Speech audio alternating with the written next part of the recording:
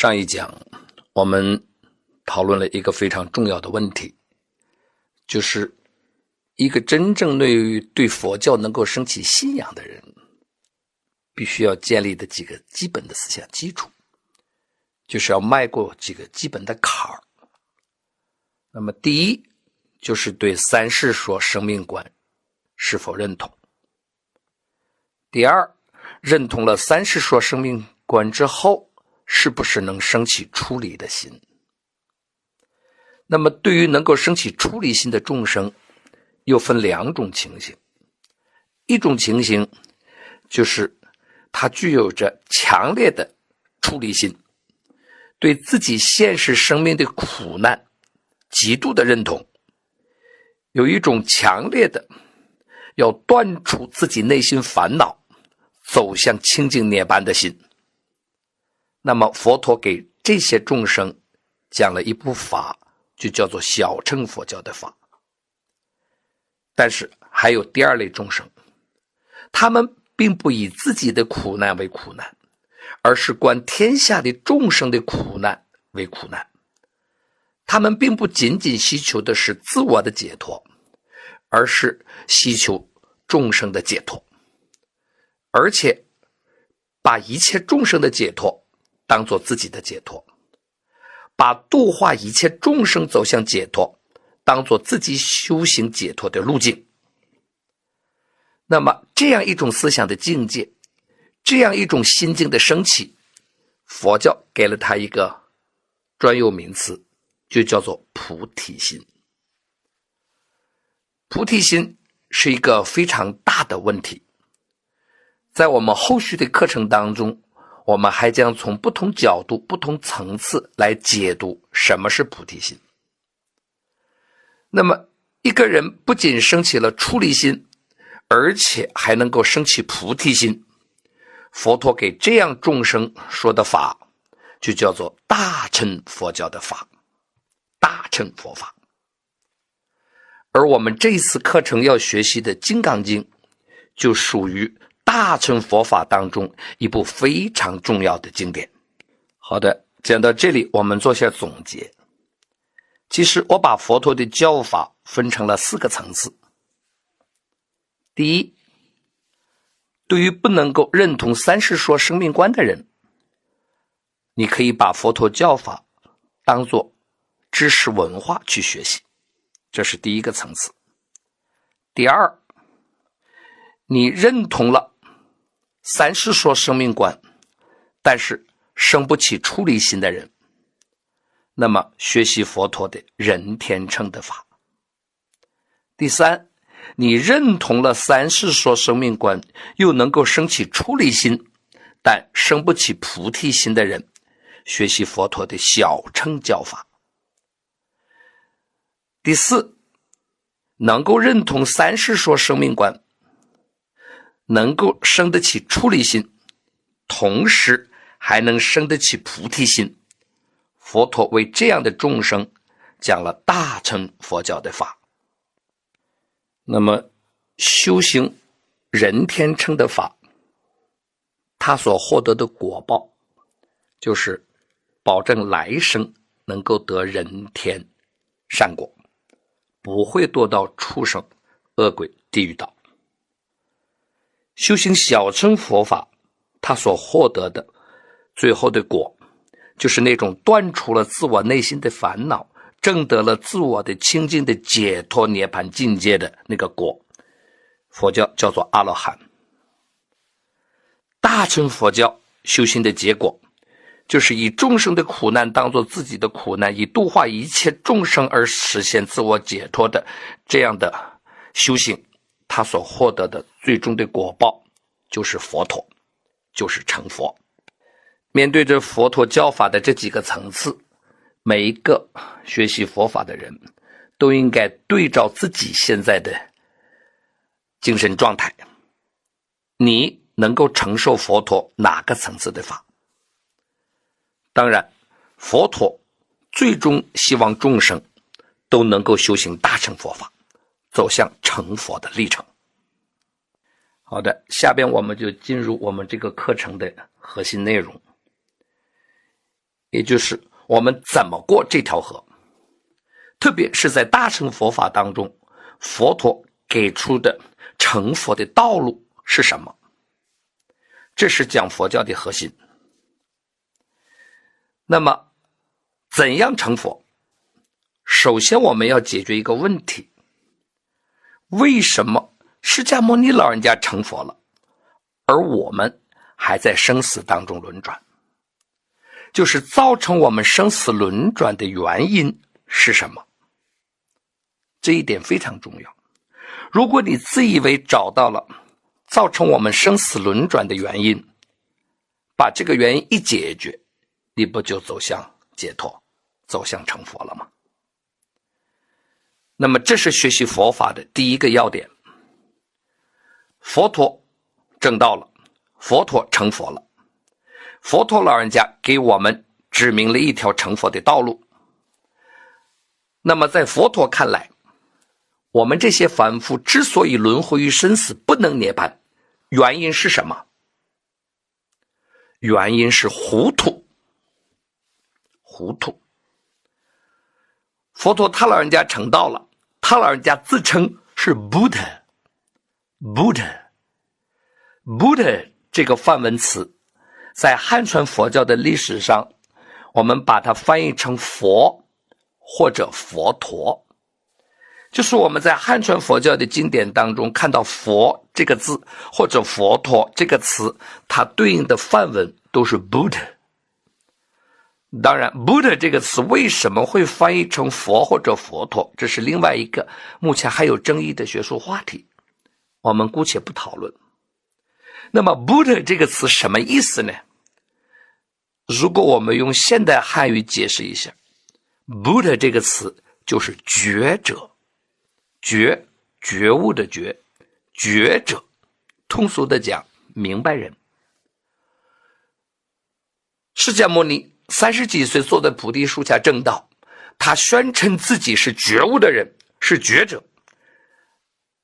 那言外之意，在他老人家眼里边，我们这些轮回于生死的凡夫都是糊涂的，而正是因为我们糊涂，所以我们才轮回于生死。各位，重要的是，当佛陀老人家说自己是觉者，他认为我们这些轮回于生死的凡夫糊涂。大家要知道，在佛陀的眼里，我们凡夫的糊涂可不是一般的糊涂，而是相当的糊涂。糊涂到什么程度啊？我想作为一个佛教徒或者爱好佛教的人，大概都读过佛教的一部经。这部经篇幅很小，翻译成汉语只有260多个字。大家知道，就是心经。心经里有6个字，叫做远离颠倒梦想。我们很多佛教徒天天在家里念心经，念到这里，远离颠倒梦想就念过去了。他没有认真思考一下，什么是远离颠倒梦想。其实佛陀老人家讲学40几年，他老人家讲学40几年，目的就是要让我们这些凡夫远离颠倒，远离梦想。那他老人家让我们远离颠倒，远离梦想，那这句话的潜台词就是，在佛陀老人家眼中，我们这些凡夫此时正在颠倒着，正在梦想着。所以大家要理解，我们这些凡夫糊涂，我们的糊涂不是一般的糊涂，是颠倒性的糊涂，是梦想性的糊涂。先说颠倒，这个译得非常好。什么叫颠倒？把事儿搞反了叫颠倒。因此大家应该理解，佛陀老人家证道了，成佛了，声称自己是觉者，那也就是佛陀这位觉者跟我们这些凡夫对世界的理解正好颠倒了，反了。各位，学佛难在何处啊？我想难首先就体现在一个佛教徒，你敢不敢认同我们凡夫对世界的理解跟佛陀他老人家对世界的理解颠倒了，反了，这件事儿你敢不敢承担？很多佛教徒学佛很多年，在这件事情不敢承担。颠倒，我举个例子，比如说眼前我们这张桌子，你说存在吗？那对于我们凡夫，我眼前的这张桌子，我看见它了，我摸到它了，当然是存在，这个问题还用讨论吗？可是各位，佛陀他老人家讲学40几年，他老人家要给我们讲很多重要的道理，其中最重要的道理之一，就是这张桌子根本就不存在呀。有人说，那这张桌子不存在，什么是存在的？那么在今天我们这个表述的层次上，我们可以说这张桌子根本不存在，但是这张桌子不存在，你非要误以为它存在的误以为的心，暂时马马虎虎算存在，但这张桌子绝对不存在，你敢不敢承担？这是学佛最难的地方之一。中国公元7世纪有一位著名的僧人叫慧能，他老人家去世以后，弟子们把他老人家一生的行迹讲学编了本书，这本书就叫做《六祖法宝坛经》。在这部经里边就记载着说，慧能大师祖籍范阳，范阳在哪里？在河北，在北京西南郊房山区外边一点，河北省的涿州市，涿州古称范阳。慧能祖上是河北人，但父亲犯错了，被皇上一头贬于岭南，就是现在广东，就是现在广东云浮市的新兴县。慧能的父亲到了广东娶了他妈，生了慧能，所以慧能生在广东。父亲在他3岁的时候去世了，母子相依为命。我长话短说，24岁的时候，慧能离开了广东，到了湖北，到了湖北的黄梅县，见到了他的师父，也就是中国禅宗的第5代祖师弘忍。当时弘忍大师70多岁，慧能24岁。慧能在弘忍大师的寺院里边住了8个多月。有一天，弘忍大师把弟子学生们都召集来开会，说生死是大呀。这句话是双关语，一方面讲佛陀的教法解决的是生死问题，这才是大事，另一方面也是表达了我70多岁了，哪一天我就要走了，因此师父要选接班人了，要选这个法脉的下一代的掌门人了，也就是遴选第6代祖师。所以师父说，你们这些弟子追随我学习了这么久，回去每个人给我写个新的报告，当然不能长篇大论，写4句话就够，4句记，把你们追随我修行之后此时此刻所证悟的境界告诉我。师父说，我看谁悟得最深，谁悟得最透，我就把法传谁，谁就是我们这个法脉的第6代祖师。那么来到这个寺院8个多月的慧能，因此说了4句话。这4句话在我们中国其实是家喻户晓的。哪4句呢？就是菩提本无树，明镜亦非台，本来无一物，何处惹尘埃。这4句话在中国是家喻户晓的。大家要知道，这4句话的核心是第3句本来无一物，另外3句是这句话的陪衬。所以我们讲这4句偈的时候，应该把重点落到这第3句上。各位，什么是本来无一物？我们先撇开宗教不讲，我们就从语言上讲，什么是本来无一物？就是压根儿什么东西都没有。慧能那一时刻所证悟的境界，就是什么都不存在，而且他这个表达非常准确。他说的是本来无一物，注意，他说的是物没有，他没说心没有。而且他说本来无一物，注意，一个都没有，不是桌子没有，椅子有，都没有。这话相当彻底啊！而且是本来无一物，什么意思？原本就没有，压根儿就没有，从来就没有过。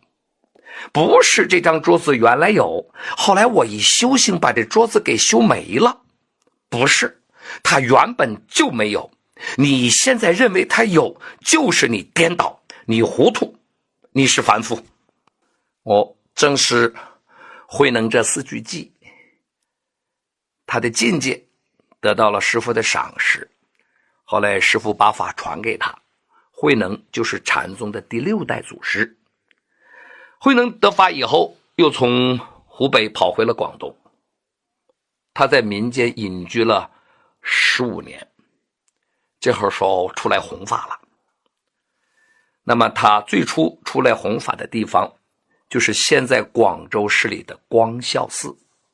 六祖坛经记载，当时这个寺院叫法性寺。慧能走进这个寺院的时候，坛经记载，正好有2个小僧人正在辩论着一个话题。什么话题？就是寺院的旗子，佛教叫幡子，迎风招展，啪啦啦啪啦啦啪啦啦，在那儿飘着。一个小僧人说，这是风在动。一个小僧人说，你胡说，这是幡子在动。他说，你胡说，这是风动。你瞎说，这是幡动。一个僧人说风动，一个僧人说幡动，俩人争论不休，谁也说服不了谁。这个时候隐居了15年出来的慧能走过去，说了一句令当场的人们感到非常惊讶的话。慧能说，二位不是风动，不是幡动，是你俩心在动啊。各位，这句话慧能要表达什么法意啊？慧能想表达的法意就是这一切的外在的物的存在，不过都是我们的心的显现，心外无物。